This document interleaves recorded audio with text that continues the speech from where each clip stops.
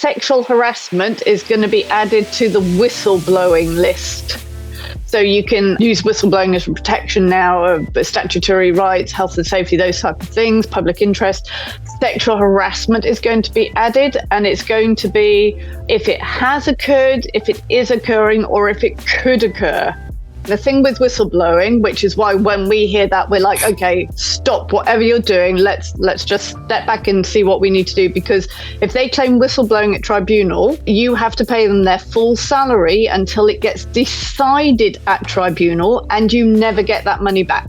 So if it takes 3 years to get there, you're paying them for 3 years. So this is why when whistleblowing gets mentioned and the fact that it's been added, this is a big thing.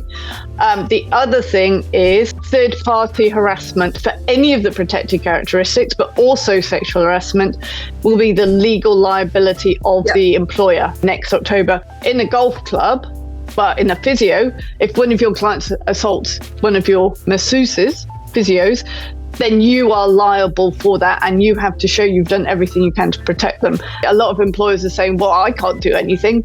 You can do quite a lot, because you are absolutely liable for Bob, who gets a bit handsy after a few pints. You need to train all your staff on sexual harassment. That's that training that we've sent through. You really need to get them to watch that BBC drama on sexual harassment. They do it so well, and that's when you see Douglas has cancelled episode 3, you go, that is why women cannot easily disengage. And there are a lot of men who present as the guy does in episode 3. I'm not trying to spoil it for you, because obviously you're going to watch it right away.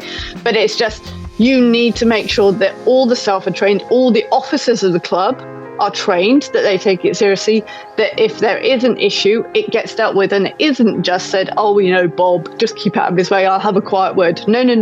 You need to be working on suspension for a minimum of 6 months, and ideally expulsion if it is sexual harassment, okay? And you need to do that, because then that shows you've taken it seriously and you have taken action, and that is the consequence that every other member says, ooh, I'm not going to touch them because Bob got kicked out, I'm just not going to do that. Excellent, that's what we want.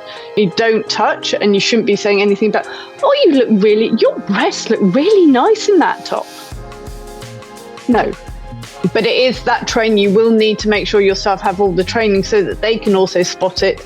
I'm going to say it's a good thing to be able to spot these things and not go, oh, well, that's just what happens. No, that is actually abuse. That needs to stop now.